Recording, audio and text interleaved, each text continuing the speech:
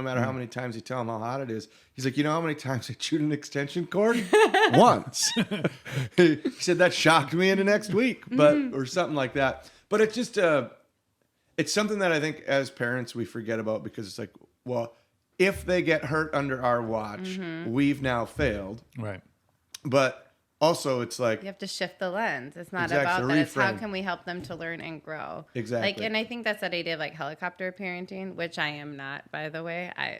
I probably am the opposite. Clearly. I Ask don't your always- kid's tongue how it's doing. Clearly, yeah, I don't really typically know. Well, we have a great neighborhood, so the kids can just like run freely. Yeah. So it's like when I was little, it's just like they leave in the morning and then you hope to see them sometime in the middle of the day and then they're back in the evening. or at least But somebody in the neighborhood would feed yes, them. like there's enough You hope to people see them that again. You know- hope they don't just keep fucking running. Yeah, That's really true. what you hope.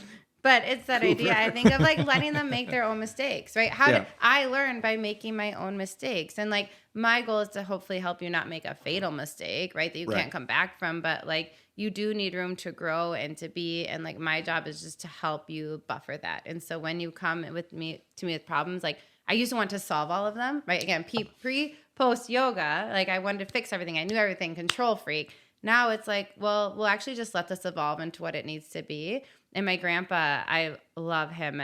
He passed away several years ago, but he always said that everything works out in the end.